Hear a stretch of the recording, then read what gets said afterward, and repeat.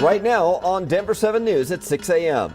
This could have been the spark that started a new civil war. Stunning testimony from a Colorado man on those behind the Capitol riot. Jason Van Tatenhove spoke about his former ties to one of the extremist groups involved in the violence. I'm Denver 7's Veronica Acosta. What he's worried about when it comes to the future of our country and the next presidential election. Tragedy on the trail. A Colorado 6-year-old dies after a rattlesnake bite. What every family should know before enjoying our open spaces. All new this morning, an update on Colorado's hot housing market. Prices are really reaching a summit. How simply changing the color of your front door could get you a better price on your home. We're hearing from the Avs' newest player and his hopes to help us win another Stanley Cup. A chance I've always dreamed about. Yeah, a key piece there. More roster moves on the way. Free agency for hockey starts today, and they're trying to keep as many players as they can from that Stanley Cup winning team. Thanks for joining us this morning. I'm Brian Sanders. And I'm Jessica Crawford. We really hope that you had a chance to look up at the moon overnight. The third supermoon of the year lit up the night sky. July's supermoon is called the buck moon, and we're seeing plenty of your photos. Thank you so much for sharing them. They're just gorgeous. And you can share your own on our Facebook group, Discover Colorado, through your photos. Let's get over to Lisa with a look at the Denver 7 forecast. Lisa, when I see like a big moon like that, I always think like autumn or something like that. But no, we are dead in the middle of summer. Yeah, I was going to say that one. Yeah. Kind of put you in the mood for Halloween, that last picture. It did, yeah. No. Yeah, dog days of summer here on the way. When you look at our Super 7 day, 90s across the board. I'll show you just how hot it's going to get. Low 60s right now in Denver, low to mid 60s. We have a few clouds out there. It's going to be a great day for the pool. Upper 80s, low 90s by noon, 95 degrees by about 4 o'clock. We will see some thunderstorms today, but most of what we're going to get will be over the western half of the state. Pretty dry across the plains. Highlands Ranch 96, Erie 97, Greeley's going to get to near 100. Same thing there in Fort Collins, so pretty warm. Now, when you look at our futurecast again, some of those widely scattered storms popping up here by early afternoon in the mountains. Very slim chance of seeing 1 or 2 east across the plains. More storms possible, though, tomorrow, Jason. I'll show you what that's going to look like on our Super 7 day coming up. If you have a trip going out to the airport, you do have a delay right now on the inbound side or 2DIA side of Pena Boulevard right now. There was a crash after 56th Avenue, about right here, so before you would get to Tower Road. And the drive times are a little bit longer than normal as the speeds are now dropping into the 30s on that inbound side of Pena Boulevard. The outbound side is just fine. We do have some building traffic here on I-70. Take a look at 270 here at Vasquez on that westbound and eastbound side. That's Air Tracker 7 there. I'll skip it. We do have some heavier traffic here on that side of I-76 getting down to 74th Avenue, and you do have some building traffic in some of the other spots too, but nothing else major on the highways. Off the highways, you might see a crash right here at Hamden and University causing a very slight delay, but traffic is light enough, it's not going to be a problem. We are taking a live look right now at our nation's capital. It's 6:03. This is after yesterday's bombshell testimony about the January 6th riot. There's a lot to unpack, and we're going to take you through all of the highlights. One of the speakers yesterday was a Colorado man. Jason Van Tatenhove was the former national spokesperson for the Oath Keepers, but then left the group before the riot. Still, he had some very candid comments about their tendencies towards violence, and Denver 7's Veronica Acosta joins us because he also openly talked about extremism in the U.S.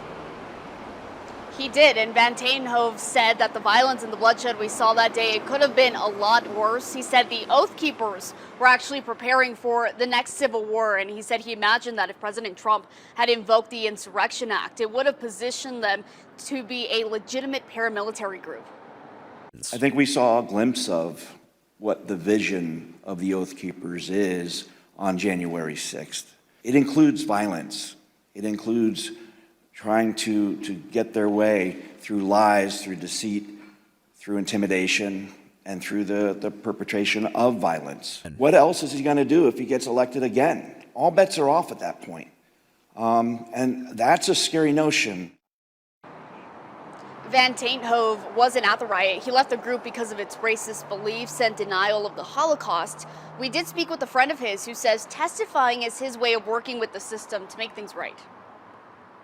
Jason realized that they were actually like Holocaust deniers and beyond. So it was like he got seduced into this hate group thinking they were constitutionalists when really they didn't have good intentions at the heart of what they were doing. So when Jason saw that, he was able to get out of it, and now this is like his whole redemption process. And the Southern Poverty Law Center told Denver 7 that this kind of thinking and conspiracies, they only continue to spread through the internet. That's why they suggest everyone not only check their sources, but also learn more about media literacy. In Denver, I'm Veronica Acosta, Denver 7. Yeah, so important. Thank you, Veronica. Tatenhove's comments were just a fraction of the bombshell testimony from yesterday. Former White House counsel Pat Cipollone described a meeting at the White House back in December of 2020 where Trump allies suggested that Trump should issue an executive order to seize voting machines. Cipollone says the president was getting bad advice. To have the federal government seize voting machines, that's a terrible idea for the country. That's not how we do things in the United States. And he says when the meeting finished, Trump tweeted his supporters to come to Washington on January 6th, saying it will be wild. Stephen Ayers, an Ohio man who pleaded guilty to participating in the riot, testified that that tweet from Trump inspired him to travel to Washington. Basically, the president, got everybody riled up. Well, the committee ended yesterday's hearing by revealing former President Trump may have tried to influence witness testimony after calling a witness not yet seen at the hearings. That person did not answer Trump's call and alerted their lawyer instead. So the committee's next hearing is next Thursday. We have more coverage of the January 6th committee hearings right now over at thedenverchannel.com, and you can watch our in-depth coverage on the free Denver 7 Plus app. Infuriating new video shows how police responded to the Uvalde elementary school shooting. This is the hallway, and you can see the gunman entering the school, just walking around casually with his gun there. The gunman then starts shooting into the classrooms. 3 minutes later, 7 armed police arrive. Once they hear the shots, they fall back. 45 minutes after officers arrive, the gunman fires more shots and police start to move down the hallway once again, but they do stay outside of the classrooms.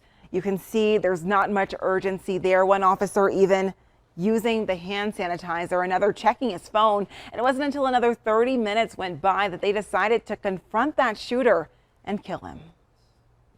Infuriating. New this morning, we do have some heartbreaking news out of El Paso County. A little 6-year-old boy has died from a rattlesnake bite. Simon Currat fought for his life for a week, but died Monday at an Aurora hospital. Denver 7's Christian Lopez joins us because so many families are out there hiking and biking for summer right now with their kids, and we all need to be on alert. Yeah, we do. And while snakes are out during this time of the year, bites are rare. As you mentioned, Simon was bitten by that snake. He was out enjoying a bike ride with his dad and his younger sister when this all happened. It was at the Blue Stem Prairie open space in El Paso County, the kind that we have all over the Front Range. He took a break from the bike ride to go walk over to a sign, and then he was bitten by that snake on the way back. He yelled rattlesnake, and then that's when the dad dropped everything and ran over to him, and we believe then that's when the bite occurred. And his dad didn't have a cell phone with him at the time, so he had to flag down another person on the trail for help. Paramedics were on the scene within 5 minutes. They got Simon to a local hospital and then later to Children's in Aurora, but he died on Monday. The best defense is being aware of your surroundings. Don't wear headphones on the trail and just be extra cautious in the morning or the evenings because that's when snakes are most active. And if you are bitten, get a photo of that snake to help identify it and don't try to suck out the venom. Best thing you can do, keep the bit limb below your heart and then take off anything that might constrict blood flow. So rings, watches, wristband, things like that, and then get to a medical provider as quick as possible. And Colorado Parks and Wildlife says that most bites occur in the ankles. So if you do go out to these trails, it's important to wear boots with heels on them to stay safe. Live this morning, I'm Christian Lopez, Denver 7. Yeah, the right gear is key. All right, thank you, Christian. Now to a just released report about Colorado's housing numbers. Statewide home prices are down slightly. A median single family home is $589,000. That is down about 2% from May, but we also told you last week the average price for the Denver metro is $810,000. And just like in Denver, the good news is that inventory is up. Buyers need to know that for the first time in a very long time, they have the opportunity to think about a home purchase. I know that's a radical concept, but they actually get to take a few moments, decide if it's the right house for them, if it's going to be the right for their scenario, and not have to make a split-second decision. Yeah, Freddie Mac says mortgage rates have also dropped 0.5% in the last week. They are still much higher than a year ago, though. If you're trying to sell, you may want to take a look at your front door. Zillow says the color can impact your sales price.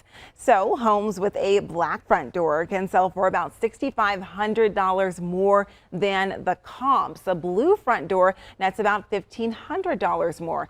Don't paint it pink, though. That's a loss of $6,000 on average. No Barbie dream homes, Lisa. No. Jason, you have a plaid front door? Yes. Sold. Okay, yeah, that doesn't sell at all. Yeah, Jace, we've got mid to upper 90s here in Denver today, some triple-digit heat near Pueblo and La Junta. Jason often says things that I have no response for, and that was one of them. Right now we have a pretty good drive for you here this morning. It's recognizable. Just look for the plaid door.